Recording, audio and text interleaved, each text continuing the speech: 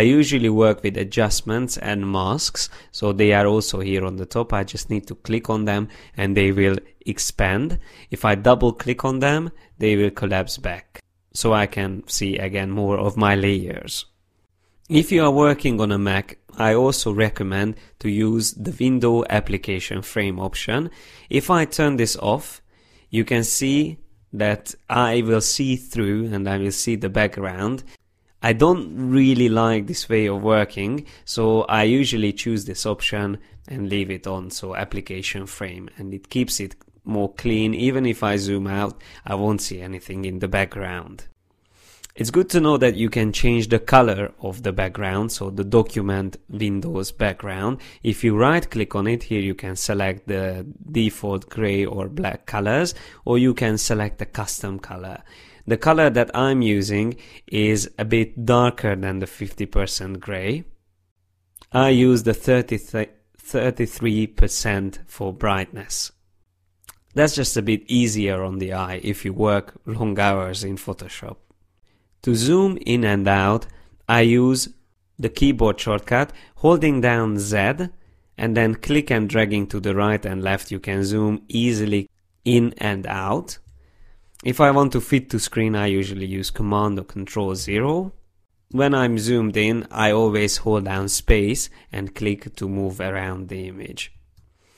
It's good to know that in Photoshop you can also rotate your view. By holding down R, the keyboard shortcut R, you will get the rotate tool, which you can use then to rotate the view itself. And you will even see an indication of the rotation in the middle. So when I let go R, it switches back to my previous tool. For example, if I'm working with the brush tool on a layer, I can use the brush tool and then holding down R. So instead of just pressing R, press and hold it down, then rotate the image. And when you let go, it will switch back to the brush tool, just like with the space. So it won't stay on the view rotation tool. And if you want to switch back, or if you want to get rid of the rotation in the view, you can press Escape. It's also good to customize keyboards in Photoshop. If you go to Edit Keyboard Shortcuts, there you can customize any keyboard shortcut in Photoshop. First of all, what I usually change is the undo, redo, or step backward and forward to function 1 and function 2. I think it's just much faster to use these two options. And if you are a Mac user, then make sure that under the system preferences, you go to keyboard and there you choose use all function keys as standard function keys. Only if this one is turned on, then you can use the function keys for Photoshop keyboard shortcuts. And it's also good to know some of the preferences of Photoshop, mainly the performance. If you go to Photoshop Preferences Performance or on PC under Edit Preferences Performance, here you can set up the memory usage and scratch disks. Obviously, the more you give to Photoshop, the faster it will be. And it's good to have the OpenGL drawing enabled if possible. It depends on your video card. And you can also change the history states. I usually keep it somewhere around 100. The default option is 20. Again, if you add more history states, that means you will be able to go back more in time whenever you work in Photoshop. So you have more undos. But the more you ask Photoshop to save, the slower the application can be. So it's better to keep it somewhere around 100. Or less. The other option which is also useful is under the general panel, and it's called HUD Color Picker. Now this is again something that you will only find in CS5, but if you set this to Hue Wheel, then you can use, whenever you have the brush tool selected, you can use the keyboard shortcut Control, Alt and Command, together these three keyboard shortcuts, and then click with your mouse to have the color wheel. Here you can select first the hue on the wheel and then the brightness and the saturation in the center. Instead of having a color panel or swatches panel open, this is the fastest way to quickly select new colors. And once you select it, you can already start painting with it. To change the size of your brush, you should use Ctrl and Alt together and then click. On PC you should right click, that's the difference between Mac and PC in this case. And if you hold down Ctrl Alt and the mouse, or after you press the mouse, you don't need to hold down Ctrl Alt anymore, but make sure you hold down the mouse. And if you drag right and left, you can change the size of the brush. If you drag down, you can make your brush harder. If you drag up, you can make your brush softer. So all of this in one keyboard shortcut, Ctrl Alt and click, or on PC Ctrl Alt right click. And last but not least, I would like to point out another great feature that you can use in CS5.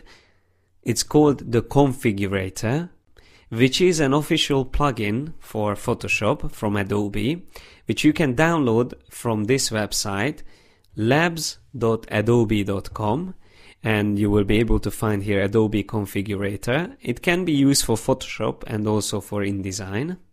And I just quickly show you this application. This is how it looks like. You can build your own panels and then save them and load them into Photoshop. Now let me just show you. For example, this watermark panel here on the right is also made with this application or this plugin, but I also have the useful options panel where I save some of the options that I don't have saved keyboards for, but also I prefer to use them. So for example, flip canvas horizontally will flip the whole canvas, and I can have a look at my whole artwork in a completely different angle. Another reason why I use this option, Adobe Configurator, is to use reference images. So to open another panel that you create with this plugin, you need to go to Window, Extensions, and here you will see all your saved panels. Whenever you create a new panel, you should always close Photoshop and then open it up again. And then you will be able to see your new exported panel. So I have hair samples panel just to show you what you can achieve with this application or plugin. I will dock this panel here on the left. This is where usually I keep my references if I need to use them. So for example, when I get to the point with a digital painting where I would like to draw the hair, the details on the hair, then I usually open up this hair samples panel, and here I can even choose between images that I can use as a reference. So I can easily sample colors from this or from these images.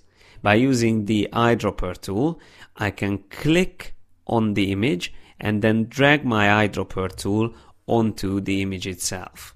So once again, click and drag over the image, and this is the way I can quickly sample a color from the image. This is a great way whenever you need to draw hair. So you keep a reference on the left, and you can easily use the eyedropper tool to select a color from the hair. You don't even need to select the eyedropper tool. You can have the brush selected and just hold down Alt and click and drag from the canvas over to the image. That also works as the eyedropper tool. But when you let go Alt and you've selected the color, it switches back to your brush tool automatically. So just to show you this quickly, let me zoom a bit closer to this part of the image, and I just quickly draw with that color that I just selected. So this is the color that I selected. Then I Alt click again, drag over, I select a bit darker one, and then I Alt click and drag and I select an even darker one. So as you can see, this is a really effective way to use references in Photoshop, and you can save as many panels as you want. You can have your hair samples, you can have your eye samples, samples for skin colors, different textures, materials. It's like saving your brushes that we are going to talk about in a following episode, but by using this plugin, the Adobe Configurator. And if you want to make a panel similar to this one, I'll show you quickly. You need to select this option called Tab Navigator. And once you have this selected or placed on your panel, you can use the plus and minus to create new tabs. And on the tabs, I used the SWF or image loader option to place images. I keep these images on my computer, but you can also link to images from websites and use them in your panels. But if you do that, you will need to be always connected to the internet. That's all what I wanted to cover in this first episode, and I hope you enjoyed it and you heard already some useful tips and techniques. In the next episode, I'm going to talk about the brush panel and how to use a tablet, because using tablets are also very essential if you want to do digital art. You can work with a mouse, but it's always better to use a tablet. So I will talk more about how to choose and set up a graphic tablet with Photoshop. And I hope you will join me next time as well. And feel free to add your comments about this new series, because I'm always interested in your feedback. Thanks a lot for your attention today, and see you next time.